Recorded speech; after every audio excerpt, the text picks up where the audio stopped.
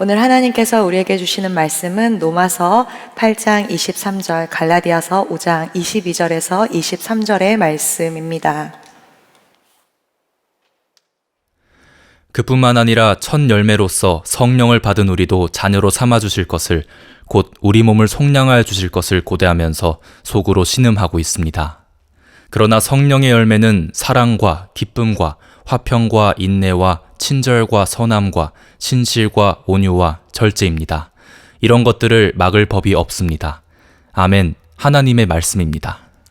오늘 맥주 감사 주일입니다. 맥주 감사 주일은 7월 첫째 주 주일로 그 맥주 보리라고 하는데요. 보리를 거둔 것을 감사하면서 한 해의 반을 지나오며 우리 안에 하나님께서 주시는 감사를 다시 한번 올려드리는 시간입니다. 하나님께 첫 열매를 드리는 첫 열매의 날이라고도 합니다.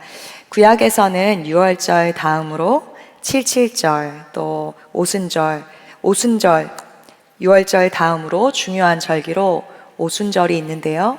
77절이라고 부르기도 합니다. 신약에 와서는 성령 강림 주일로 그렇게 드려지게 되는데, 신약의 오순절에 초대교회에서 제자들이 성령을 받은 그 일로 인하여 약속대로, 예수님의 약속대로 성령을 받은 날이기도 합니다. 매년 맥주 감사 주일에 하나님께서 우리에게 주신 많은 것들을 감사의 제목으로 그렇게 드리는데요. 올해는 특별히 그 열매에 대한 감사, 주님이 주신 것들에 대한 감사를 올려드리는 것을 넘어서서 우리 안에 열매 되시는 그 주님 자체를 감사하고 성령을 사모하며 주의 뜻대로 성령의 열매를 맺으며 살아가는 우리가 되기를, 또 결단하는 시간이 되기를 기도합니다. 오늘 설교 제목이 첫 열매, 성령으로 살다입니다. 첫 열매가 무엇이고 어떻게 하면 교회에서 성령 충만, 성령을 받아야 된다, 성령의 삶을 살아야 된다라고 하는데, 첫 열매는 무엇이고 성령으로 살아가는 삶은 무엇인지 오늘 맥주감사 주일에 함께 나누고 누리는 우리 되기 원합니다. 성령 충만한 사람은 어떤 사람인가요? 여러분 성령 충만하십니까? 성령 충만한 사람 하면 소위 말해 목소리가 좀 걸걸하게 그렇게 기도 많이 하시는 분, 어쩌면 사역자들 혹은 특별한 능력이 있는 사람을 성령 충만한 사람이라고 생각하기 쉽습니다. 그러나 성경에서 말하는 성령 충만은 그러한 것이 아닙니다. 오늘 읽은 로마서 8장 23절을 읽겠는데요. 제가 개역 개정으로 한번 다시 읽겠습니다. 그뿐 아니라 또한 우리 곧 성령의 처음 익은 열매를 받은 우리까지도 속으로 탄식하여 양자 될 것 곧 우리의 몸의 속량을 기다리느니라. 아멘. 성령은 하나님께서 우리에게 주신 첫 열매, 즉 장차 영광의 보증 예수님이라고 오늘 말씀에서 말하고 있습니다. 다시 말해 성령의 처음 열매는 예수님이라는 것이지요. 그래서 성령 충만한 사람은 예수님을 믿고 예수님처럼 살아가는 사람을 말합니다. 고린도전서 15장 20절입니다. 그러나 이제 그리스도께서는 죽은 사람 가운데서 다시 살아나셔서 잠든 사람들의 첫 열매가 되셨습니다. 처음 익은 열매로, 처음 열매로 예수님이 우리 안에 오셨습니다. 성령의 그 처음 익은 열매를 처음 열매를 받은 우리는 성령 충만한 사람으로 살아갈 수 있는 겁니다. 특별한 능력이 있고 기도를 많이 하여서 성령 충만한 사람이 아니라 그 처음 익은 열매를 받은 우리는 마땅히 성령 충만함으로 그것을 믿고 살아갈 수 있다는 겁니다. 이 땅 가운데 지금 예배드리는 가운데서도 맥주 감사 주일이지만 감사의 제목이 내 삶 가운데 없고 내 뜻대로 내 삶이 이루어지지 않는 절망 가운데 살지라도 예수님이 우리의 처음 열매 되셔서 함께 하시니 소망으로 살아갈 수 있다는 겁니다. 오늘 본문 로마서 3장 23절 뒤에 나오는 24절을 읽지는 않았지만 24절은 이렇게 말합니다. 우리가 소망으로 구원을 얻었음에 보이는 소망이 아니니 보는 것을 누가 바라리요. 탄식, 절망 속에 소망을 붙들 수 있는 한 가지 이유는 보이지 않는 소망이나 예수님이 우리의 첫 열매가 되셨기 때문이라고 분명하게 이야기합니다. 예수님이 첫 열매가 되셔서 절망 속에서도 그 예수님을 붙잡음으로 우리가 소망 가운데 살아갈 수 있다는 거예요. 초대교회 제자들도 예수님이 떠난 후, 함께하던 그 예수님이 떠난 후 절망 속에 있었습니다. 그러나 그들은 탄식 속에, 절망 속에 계속 있지 않고 예수님의 말씀을 기억하며 기도하기 시작하였습니다. 그것이 바로 사도행전 2장에 나오는 오순절 사건입니다. 사도행전 2장은 오순절 사건을 이야기하는데요. 제가 앞서 이야기했듯이 맥주 감사주일이 신약에 와서 오순절 성령 강림 주일이 되었습니다. 탄식 중에 절망 속에 있는 제자들은 예수님의 말씀을 따라 오순절에 다락방에 모여서 우리가 알듯 기도하였습니다. 예수님께서 내가 떠나고 너희를 위하여 보혜사 성령님을 보낼 거야 라고 약속하였던 그 약속을 제자들은 기억하였습니다. 그래서 절망 가운데, 예수님이 없는 그 상태 가운데 절망 가운데 있었지만 그 절망에 머무르지 않고 기도하고 기도하였습니다. 예수님이 떠난 상황, 절망뿐인 그때 제자들은 두려웠을 것입니다. 앞뒤 좌우 아무것도 보이지 않았겠지요.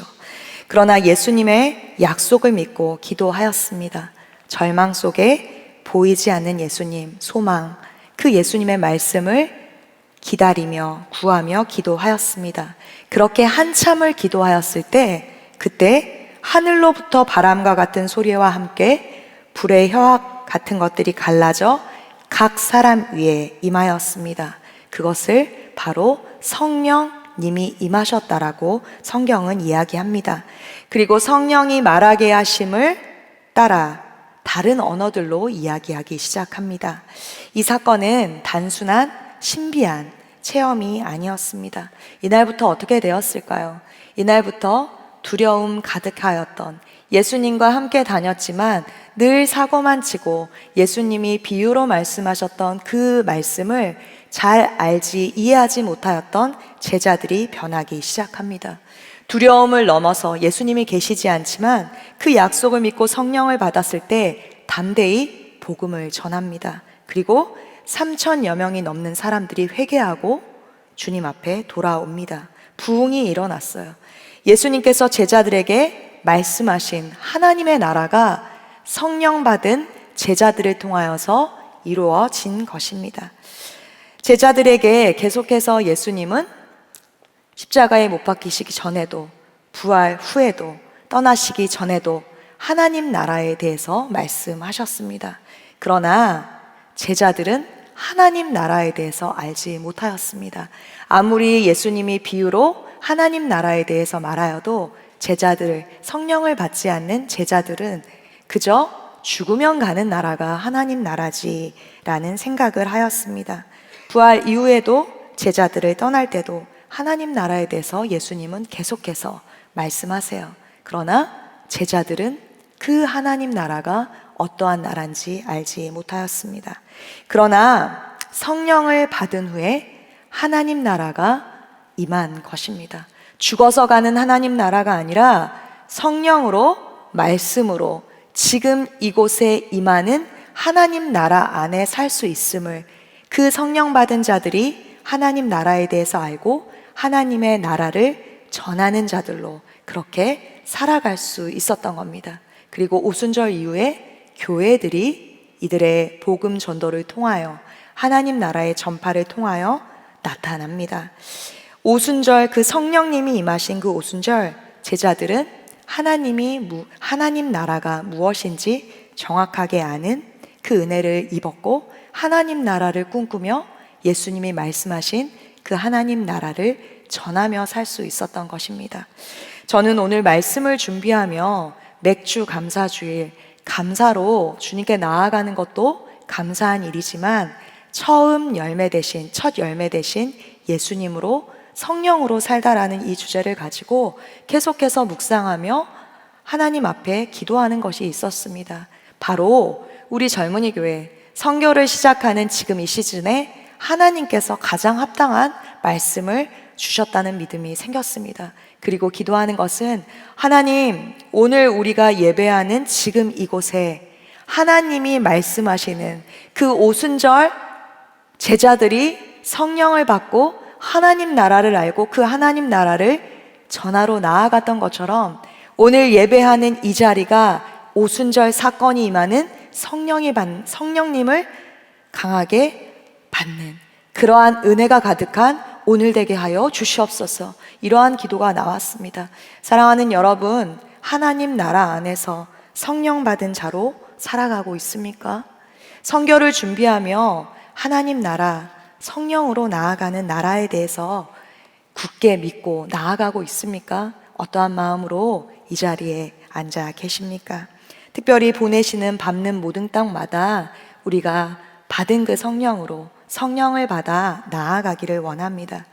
예수님은 제자들에게 하나님 나라를 비유를 통하여 많이 말씀하셨습니다. 특히 겨자씨에 비유합니다. 마태복음 13장 31절에서 32절입니다. 제가 읽겠습니다. 또 비유를 들어 이르시되 천국은 마치 사람이 자기 밭에 갖다 심은 겨자씨 한 알 같으니 이는 모든 씨마다 작은 것이로되 자란 후에는 풀보다 커서 나무가 되매 공중의 새들이 와서 그 가지에 깃드니라.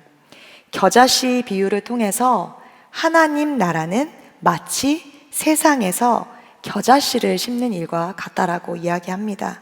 제가 예전에 이스라엘 갔을 때 겨자씨를 한번 본 적 있어요. 여러분 겨자씨 본 적 있으십니까? 겨자씨는 이게 겨자씨야 이렇게 손에 놓아줘도 잘 보이지 않습니다. 아주 작은 현미경으로 보아야지 보일 듯한 아주 작은 씨예요.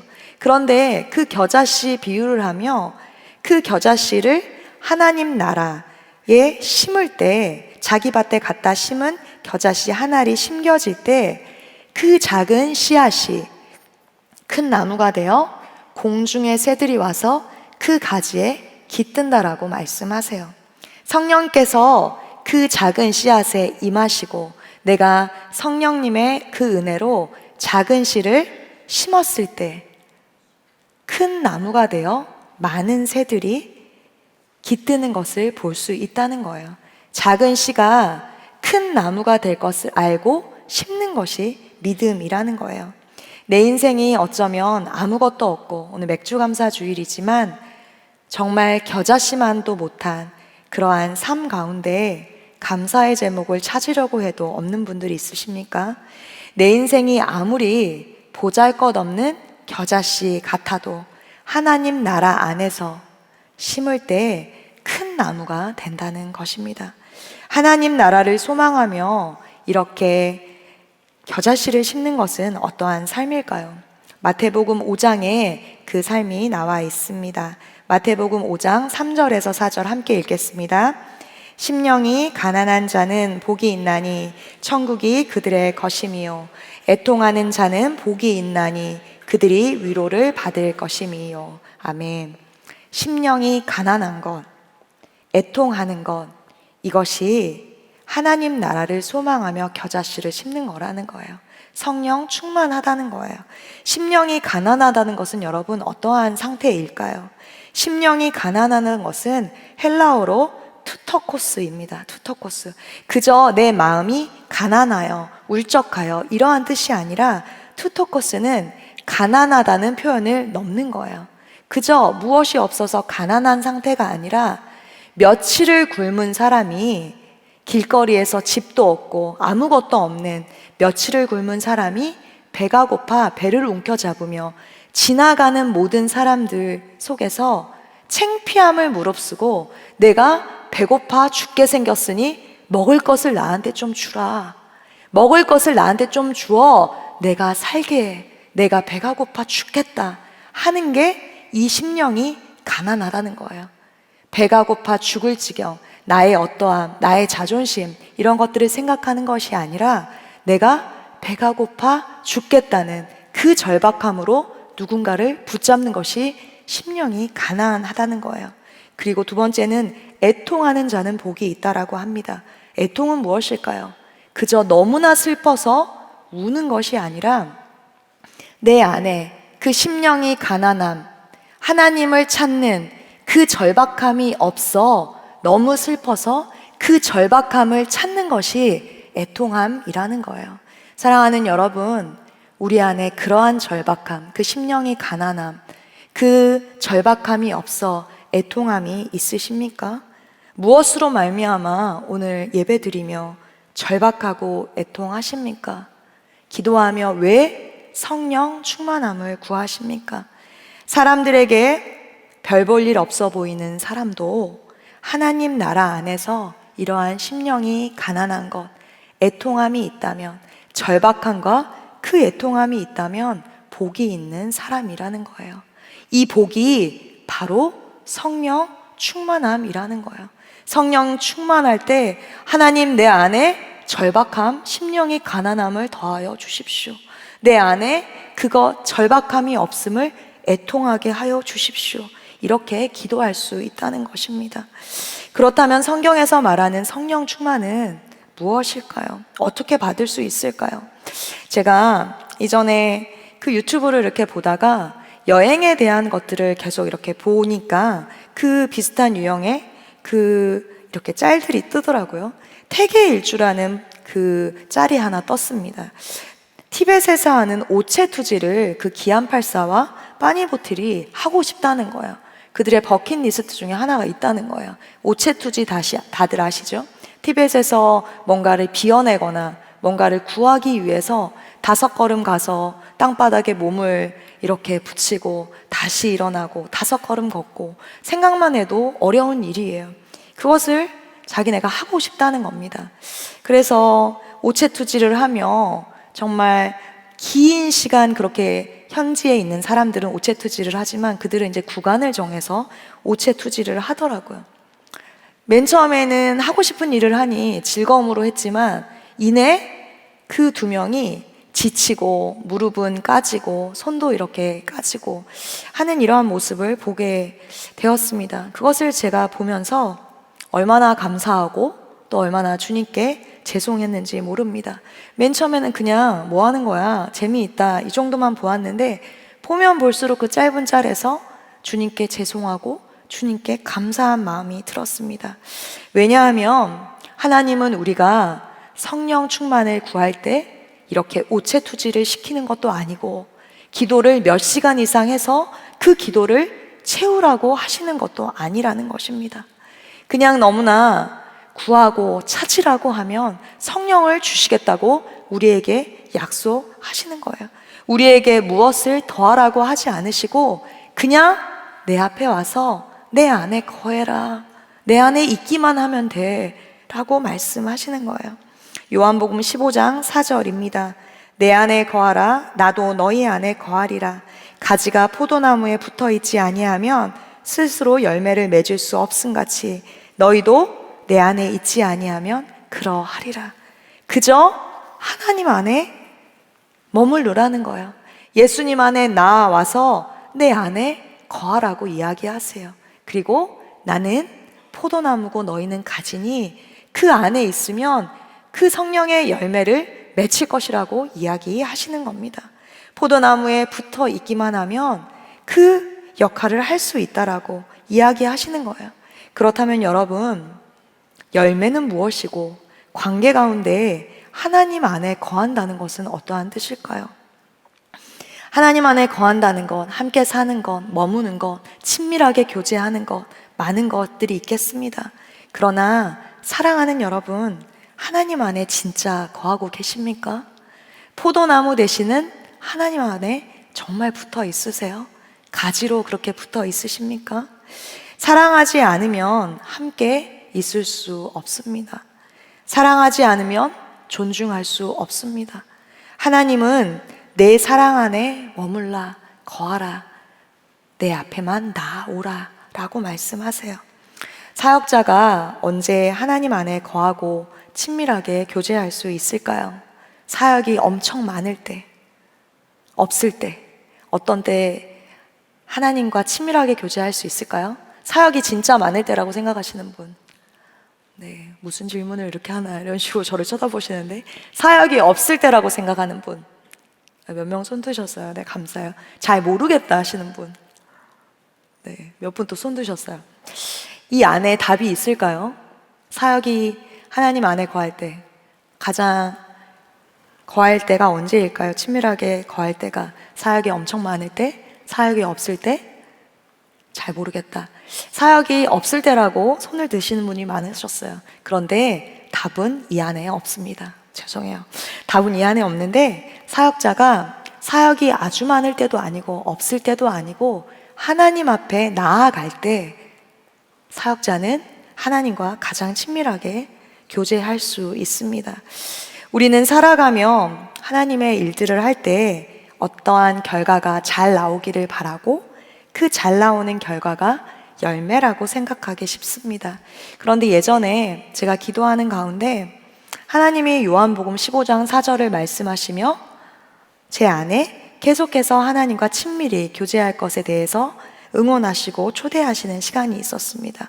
아멘이지요. 하나님 앞에 거하게 해주세요. 그렇게 기도를 하는데 하나님 안에 거하면 많은 열매를 맺게 될 거라고 말씀하시잖아요.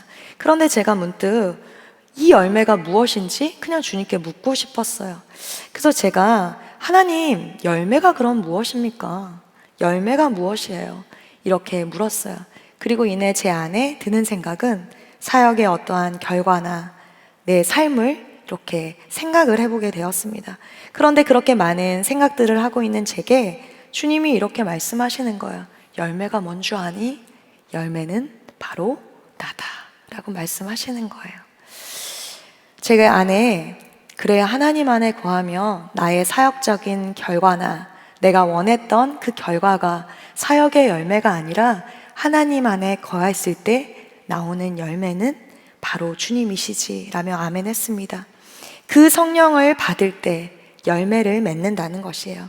오늘 열매 맺는 삶을 오늘 본문 읽은 본문에서 말씀하십니다. 갈라디아서 5장 22절에서 23절입니다. 오직 성령의 열매는 사랑과 희락과 화평과 오래 참음과 자비와 양성과 충성과 온유와 절제니 이 같은 것을 금지할 법이 없느니라. 아멘입니다. 오늘 로마서 8장 23절을 말씀하시며 갈라디아서 5장 22절에서 23절을 우리가 함께 나누었습니다. 오늘 성령의 9가지 열매를 헬라어로 보면 이 열매는 복수가 아니라 9가지 열매잖아요. 그런데 복수가 아니라 단수라는 거예요. 여러분 신기하지 않으세요? 제가 묵상을 하는데 왜 복수가 아니고 단수지? 그리고 여러 가지를 이렇게 찾아보았습니다. 그런데 성령의 열매는 바로 하나, 사랑으로만 가능하다는 거예요.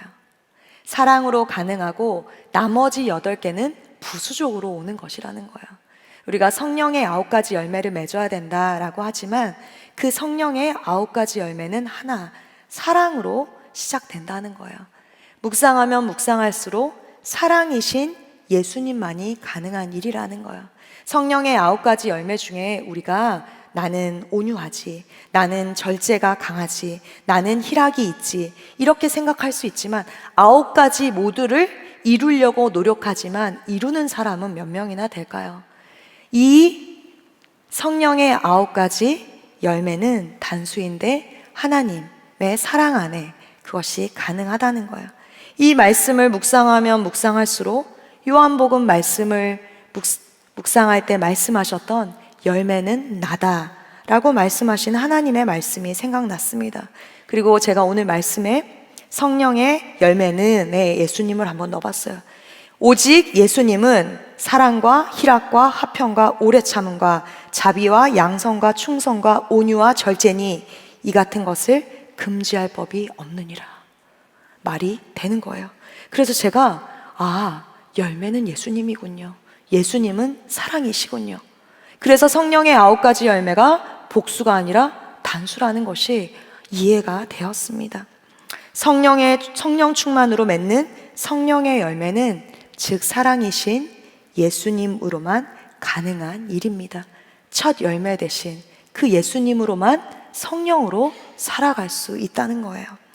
지난 월요일 이번 주 월요일이죠. 그러니까 지난 월요일 제가 중보기도국에서 나라를 위해 기도하기 위해 청와대로 원데이 아우리치를 한다고 몇 주 전에 이야기를 하셔서 그때 나라를 위해 좀 기도해야지, 청와대에 가서 좀 기도를 해야 되겠다라는 생각이 있어서 신청을 하였습니다. 그리고 한 2주가 지났고 그 사이에 제가 휴가를 다녀오게 되었습니다. 그리고 갑작스럽게 설교를 하게 되었고, 이렇게 와서 당일 전날이 되어서 이제 카톡으로 막 묶이고 원데이 아우리치를 가는데, 여러 가지 사역적인 이유로 그 하루를 빼어 월요일날 청와대를 가는 게 제 안에 굉장히 부담이 되는 겁니다.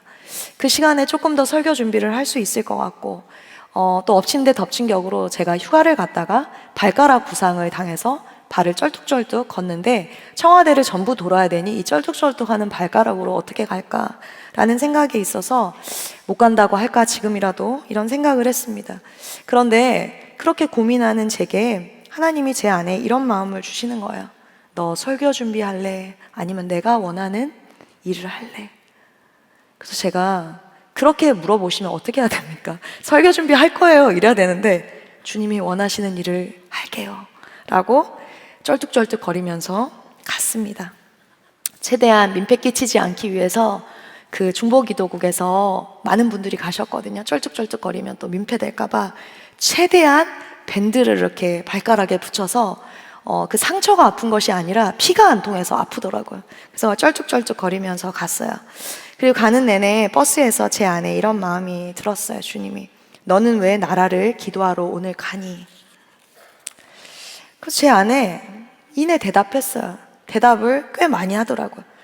기도할 때이니까요. 하나님이 가라고 하셨으니까요. 나라의 상황이 안 좋으니까요. 소망이 없어 보이니까요. 안 될 것 같으니까요. 막 이렇게 대답을 쏟아냈는데요, 제가 깜짝 놀랐습니다. 왜 깜짝 놀랐을까요? 제 대답 속에 하나님의 사랑은 어디 하나 없었던 거예요. 대답이 다 부정적인 거예요. 나라가 이러니까요. 제 마음에 들지 않으니까요. 기도해야 될 때니까요. 소망이 없어 보이니까요. 정치적인 어떠한 것을 논하자는 것이 아닙니다. 제 안에 그저 네거티브한 마음들만 계속 있는 거예요. 그런데 그 순간 제가 이러한 마음으로 기도해도 되나? 하나님의 마음이 제 안에 1도 없는 것을 보게 되었어요. 하나님의 마음이 없는 의무감, 그 사랑 없는 의무감으로 하나님이 가라고 하니까 그냥 가서 내가 기도자니까 기도 좀 하니까 솔직히 부끄럽지만 이러한 교만한 마음으로 나라를 위해 기도하려고 청와대로 간 제 모습을 보았습니다. 그리고 가는 차 안에서 옆에 있는 전도사님과 이 이야기들을 나누고 얼마나 회개했는지 모릅니다. 그리고 사랑 없는 저를 회개하게 하시며 이 땅의 죄악이 나의 사랑 없음 때문임을 알고 기도하게 하셨습니다. 그리고 청와대를 돌고 도는데 오직 이 나라가 주의 사랑으로만 완성되게 하여 주십시오. 그리고 청와대 깊숙이 관저까지 이렇게 집무실까지 들어가는데 주님이 제 마음 가운데 이런 마음을 주세요. 내가 여기 있다. 내가 한다. 그저 사랑으로 기도하라고 하셨습니다. 사랑하는 여러분, 맥주 감사주의를 보내며 여러분의 열매는 무엇입니까? 하나님 사랑함으로 이 자리에 앉아 계십니까? 하나님이 주신 은사로 사역을 잘 해내는 것이 성령의 열매이고 역사인 것 같으나 우리의 마음이 주님 안에 선한 것 하나 없음을, 그래하여서 주님의 사랑만이 내게 필요함을 아는 것이 성령의 역사라는 거예요. 그리고 처음 열매, 그 예수님으로 살아가는 것이 우리의 삶의 답이 되어야 된다는 거예요. 그 뜻대로 살기 위해 성령 충만함을 구하나 그 성령 충만함이 짧어 혹은 없어 기도하고 계시는 분들이 있으십니까? 또 맥주 감사 주일로 오늘을 준비하며 주께 나왔는데 하나님께 드릴 열매가 없어 죄송한 분, 혹은 내 삶은 왜 이러나 하는 마음으로 낙담되시는 분들이 있습니까? 내 삶에 어디 하나 감사할 것 없고 누릴 것 없어 상대적 박탈감에 말하지 못하는 마음 둘 곳 없는 분들이 있으십니까? 저는 맥주주일만 되면 한 가지 드는 사건이 하나 있습니다.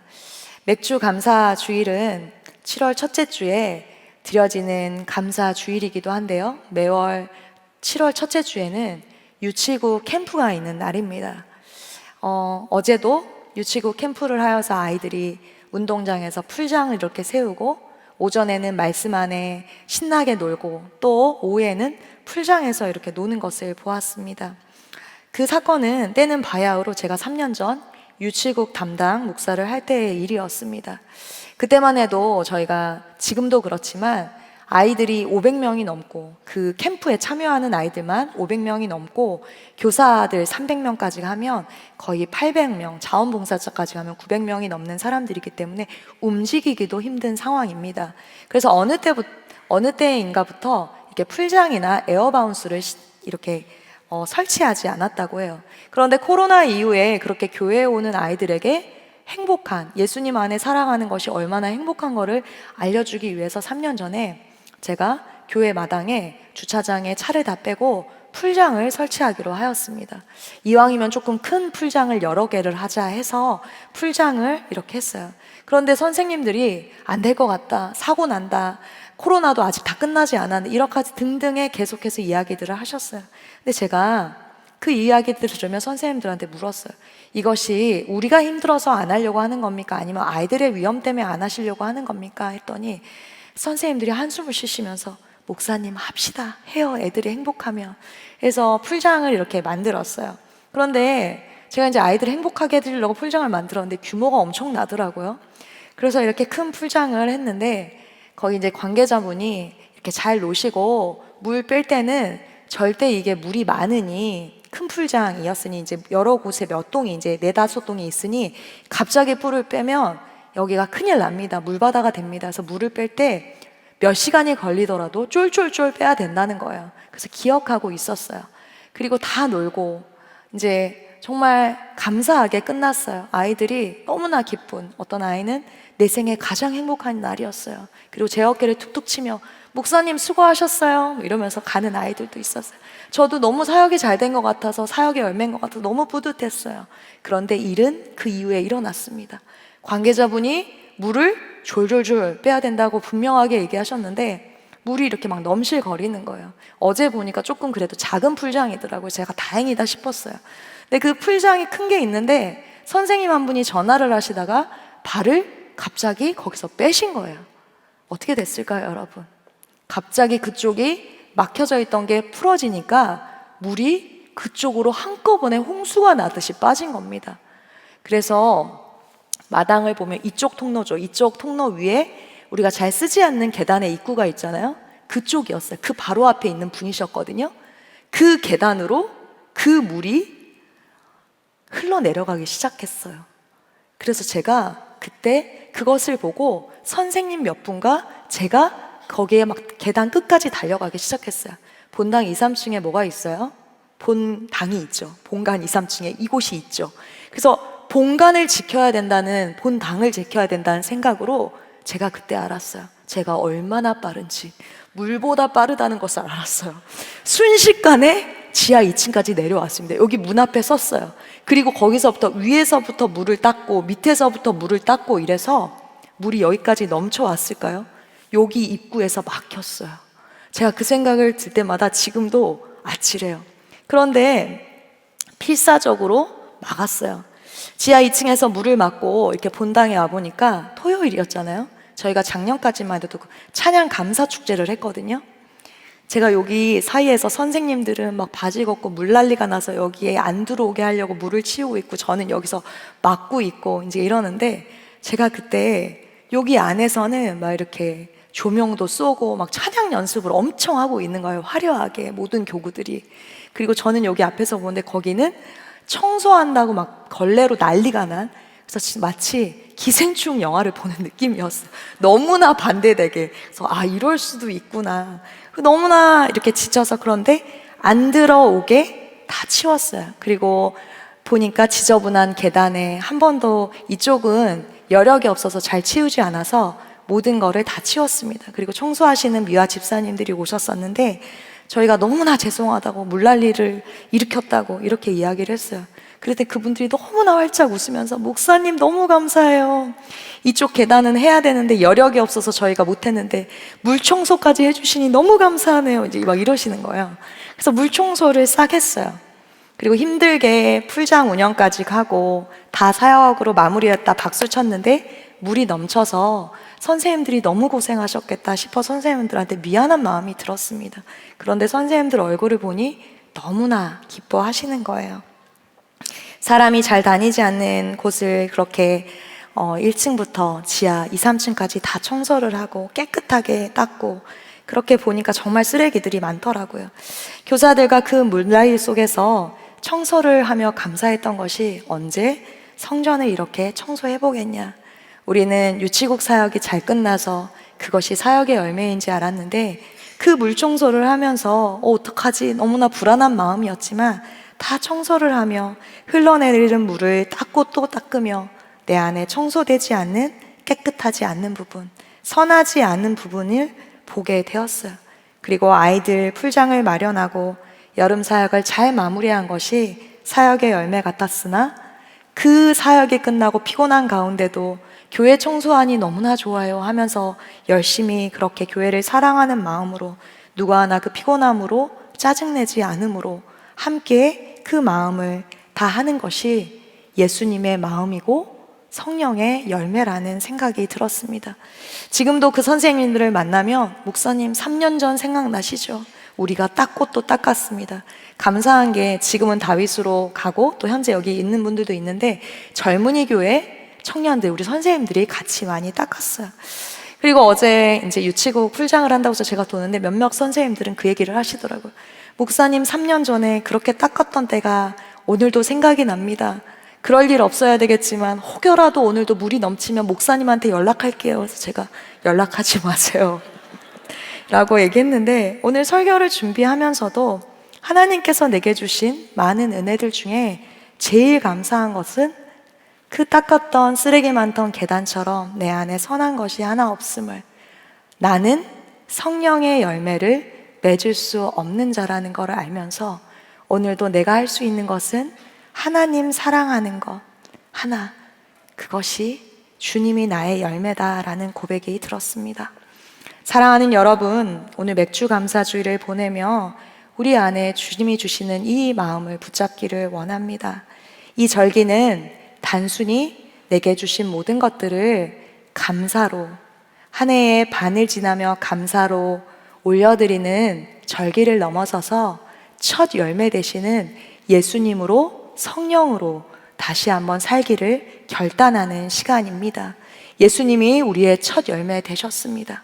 예수님이 첫 열매 되셔서 전부를 주신 그 은혜를 간구하고 그 구원에 감사하며 성령을 사모하는 우리가 되었으면 좋겠습니다. 보잘것없는 나의 인생 가운데, 보잘것없는 나의 작은 겨자씨 같은 그러한 인생 가운데 그 겨자씨 내게 심으면 하나님 나라를 이룰 수 있다라고 말씀하심을 기억하며 오늘 이 시간이 오순절 그 다락방에 임하였던 성령님이 임하시는, 아니 이미 임한 그 성령으로 하나님 나라를 이루어가는 저와 여러분이 되시기를 기도합니다. 그 마음으로 다시 한번 가난한 마음, 그 절박한 마음, 애통한 마음을 구하며 주님 앞에 나아가는 우리 됐으면 좋겠습니다. 오늘 특별히 성찬을 받을 텐데요, 예수님이 첫 열매 되셔서 우리가 살아갈 수 있습니다. 예수님이 십자가에 못 박히심으로 우리에게 소망이 있는 것입니다.